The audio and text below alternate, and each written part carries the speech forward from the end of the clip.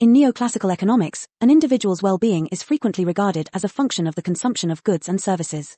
It is further common to assume that individual preferences can be aggregated into a utilitarian social welfare function that maximizes the greatest good for the greatest number by equating societal welfare to the sum of individual levels of welfare. While utilitarians acknowledge decreasing returns to consumption, increasing welfare is still considered to be a direct function of higher levels of consumption. As a measure of all economic activity, gross domestic product, GDP, includes current consumption as well as investments, which enable future consumption. Hence, as long as there are no negative side effects associated with consumption or production and the depreciation of human, physical and natural capital is correctly accounted for, a corrected GDP indicator, often called the net national product, can be regarded as an appropriate measure for well-being in a society. Neoclassical economists are not oblivious to the fact that many dimensions of human well-being are not included in GDP. Yet, more consumption is frequently regarded as the best way to enable improvements in these dimensions. That is, economic theory does not suppose that all types of consumption are equally conducive to well-being. Rather, it takes the perspective that disposing of more economic resources facilitates the achievement of social objectives. For instance, GDP growth has been found to be robustly correlated with decreasing poverty rates. Likewise, broader measures of well-being taking into account leisure, mortality, and inequality are positively associated with GDP, even though there is substantial amount of variation among countries. However, other factors that might be deemed important for human well-being seem to be either unrelated to GDP growth beyond some threshold or are even negatively correlated. The utilitarian perspective of contemporary neoclassical economics has, however, often been subject to severe criticism on philosophical, empirical, and conceptual grounds. First, on normative grounds, individuals who do not have prior knowledge about their talents, wealth, and standing in a society, i.e., act behind a veil of ignorance, would opt for a social welfare function that maximizes the situation of the worst-off member of society. Hence, maximizing an aggregate utilitarian welfare function might lead to unjust outcomes. Among other rationales, this modification of the welfare function can help to rule out perverse situations in which a standard utilitarian approach would mandate imposing substantial harm on some members of society if this harm results in larger welfare increases for others, even if these are already better off.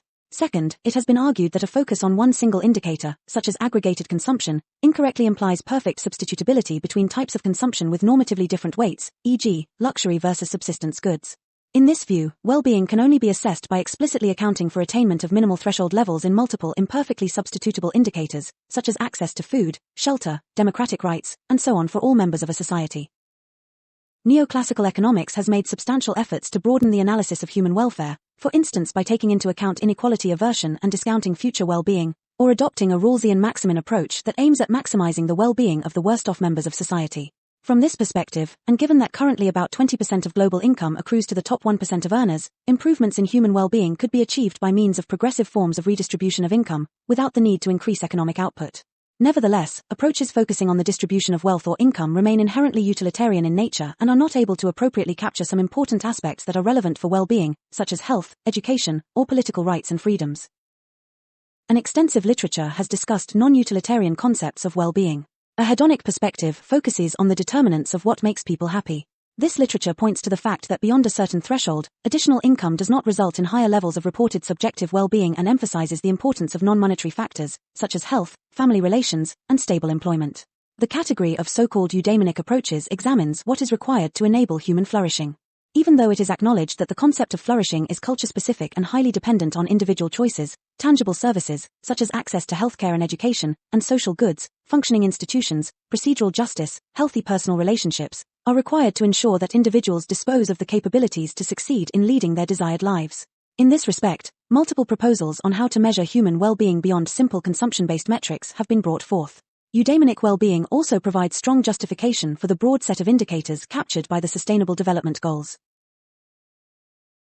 An additional non-monetary dimension of human well-being concerns intergenerational justice. While there is broad agreement that current generations should avoid actions that undermine the opportunities of future ones, there are different perspectives on how such sustainable development can occur. That is, the question of whether natural capital can be substituted by other forms of capital has been a long-standing debate in economics. Neoclassical economists frequently consider environmental quality as an input to production, such that depletion of natural resources can go hand in hand with increasing levels of well-being as long as sufficient amounts of physical capital, knowledge, or technology are put aside for future generations. Others, however, have highlighted that environmental capital might, at least beyond a certain threshold, not be substitutable. This might be rooted in planetary boundaries that once crossed would imperil planetary stability and, in an extreme case, the survival of the human species in the long run. That is, once certain environmental thresholds are violated, adverse environmental impacts on human well-being exceed any possible monetary compensation. This issue becomes even more salient if one not only takes into account the use value, but also the existence value of the environment, for instance as a foundation of cultural development. One common theme of those putting forward a degrowth perspective is that a wide range of indicators, capabilities, procedural rights of political participation, and limits to substitutability should be considered when conceptualizing human well-being. This has important implications for discussions about policy and governance approaches. Material conditions certainly matter for human well-being, but are not its unique determinant.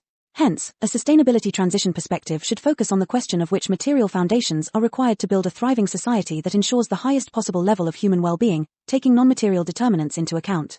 An important insight in this question can be derived from theories of human need.